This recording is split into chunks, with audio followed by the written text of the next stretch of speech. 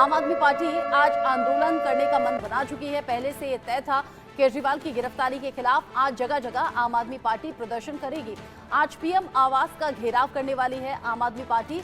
भगवंत मान समेत कई दिग्गज इस प्रदर्शन का हिस्सा रहने वाले हैं। इससे पहले भी आम आदमी पार्टी सड़कों पर उतर चुकी है, कभी शहीदी पार्क पर तो कभी सड़कों पर आकर आम आदमी पार्टी के नेताओं कार्यकर्ताओं ने प्रोटेस्ट किया है अरविंद केजरीवाल की गिरफ्तारी के खिलाफ। वहीं दूसरी तरफ पंजाब के मुख्यमंत्री भगवंत मान भी इस प्रदर्शन का हिस्सा रहेंगे। भगवंत मान इससे पहले भी कह चुके थे कि बीजेपी के खिलाफ अब हम हल्ला बोलेंगे, बीजेपी के खिलाफ हमारा ये जो मोर्चा है ये और ज्यादा मजबूती के साथ आगे बढ़ेगा। आयुष मेरे साथ जुड़ गए हैं।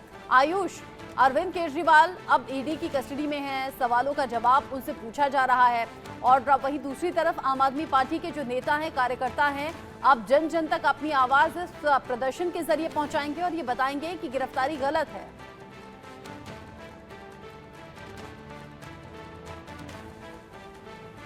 जी बिल्कुल, आम आदमी पार्टी ने ये आह्वान किया है आज की आम आदमी पार्टी प्रधानमंत्री के कार्यालय का घेराव करने वाली है और आम आदमी पार्टी के कार्यकर्ता आज पटेल चौक पर इकट्ठा होने वाले हैं। उम्मीद ये लगाई जा रही है कि सैकड़ों की तादाद में दिल्ली और पंजाब से कार्यकर्ता आम आदमी पार्टी के आज दिल्ली में जुड़ सकते हैं और वो प्रधानमंत्री के आवास का घेराव करेंगे। इस वक्त प्रधानमंत्री आवास के बाहर ही हम मौजूद हैं और इस प्रदर्शन की जो आह्वान किया गया था उसको लेकर लगातार सिक्योरिटी बीफ अप कर दी गई है। मैं आपको दिखाना चाहूंगा कि दिल्ली पुलिस के जवानों के साथ साथ रैपिड एक्शन फोर्स और केंद्रीय सुरक्षा बल भी यहाँ पर अपनी कई टीमों के साथ मौजूद है। आमतौर पे केंद्रीय सुरक्षा बल और दिल्ली पुलिस यहाँ पर मौजूद रहती है क्योंकि प्रधानमंत्री आवास है, हाई सिक्योरिटी जोन है, पर रैपिड एक्शन फोर्स का यहाँ पर खड़ा होना ये दर्शाता है कि जो सिक्योरिटी है उसको लेकर कोई भी चूक यहाँ पर बरती नहीं जा सकती। प्रधानमंत्री की बात है, प्रधानमंत्री आवास की बात है, प्रधानमंत्री पद की एक गरिमा होती है, उनकी सुरक्षा जो है वो सर्वप्रथम होती है। सबसे ज्यादा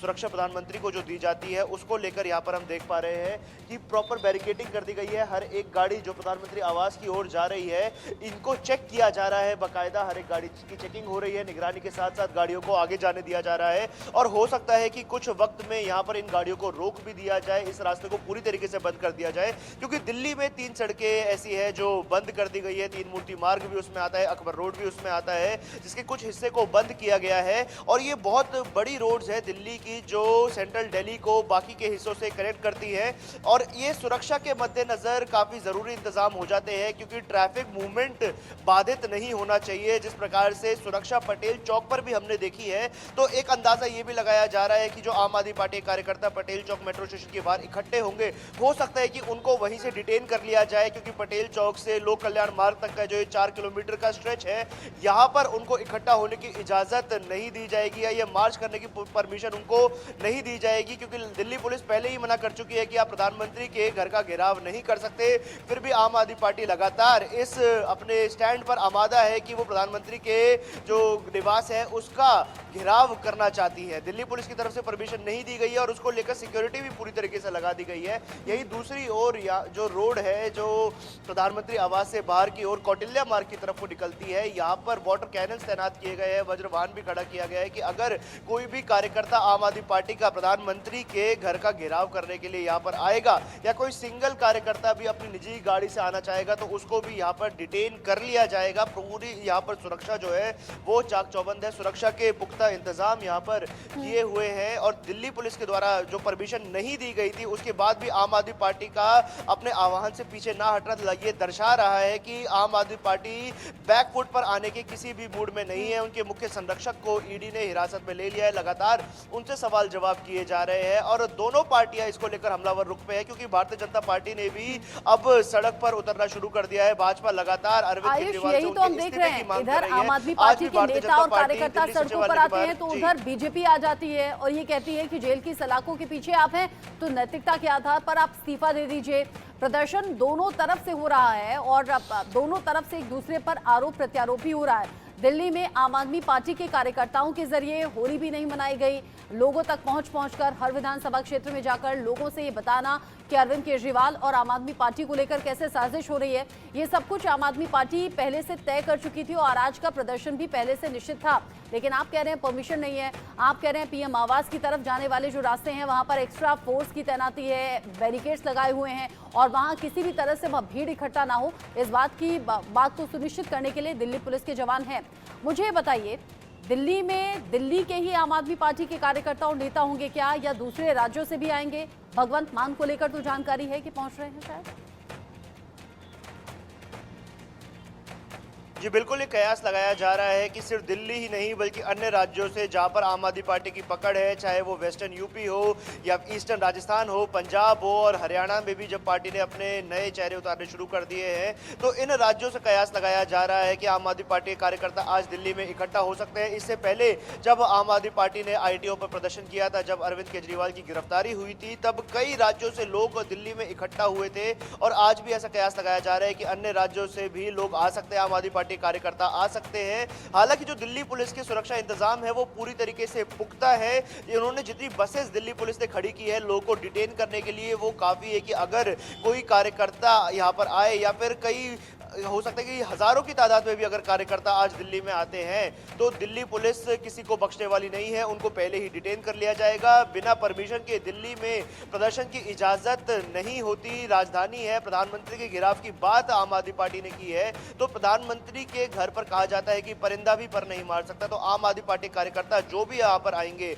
उनको पहले ही डिटेन कर लिया जाए, किसी को आगे नहीं जाने दिया जाए। दूसरी तरफ मैं मूवमेंट दिखाना चाहूंगा, यहाँ पर रैपिड एक्शन फोर्स की मूवमेंट यहाँ पर है, देख सकते हैं आप। जो रैपिड एक्शन फोर्स एक और प्रधानमंत्री के घर की ओर लगी है, तो वहीं जो लोक कल्याण मार्ग जो सीधा प्रधानमंत्री के घर की ओर आता है, वहां पर RAF डिप्लॉय की जा रही है। ये एक्स्ट्रा फोर्सेस दर्शाती है कि जो आम आदमी पार्टी के कार्यकर्ता आज दिल्ली में इकट्ठा होंगे, जो प्रधानमंत्री के घर की ओर कूच कर सकते हैं। और ऐसी कोई संगठित कूच की बात नहीं है, हो सकता है कि इंडिविजुअल कार्यकर्ता अपने निजी वाहनों से भी आकर प्रधानमंत्री के घर के बाहर प्रदर्शन करने की कोशिश करे, तो उनको भी रोकने के पूरे इंतजाम यहाँ पर किए हुए हैं। चाहे कार्यकर्ता इंडिविजुअली आए या पूरे समूह के साथ आए, दोनों तरीके से दिल्ली पुलिस तैयार है। एक्स्ट्रा फोर्सेस लगा दी गई है लोगों को रोकने के लिए। वहीं जो दूसरी ओर भारतीय जनता पार्टी का भी आज प्रदर्शन है, जो भारतीय जनता पार्टी आज दिल्ली सचिवालय के बाहर इकट्ठे होकर प्रदर्शन करेगी। जो उनके भारतीय जनता पार्टी के दिल्ली प्रदेश अध्यक्ष है वीरेंद्र सचदेवा, उनके द्वारा आह्वान किया गया था कि आज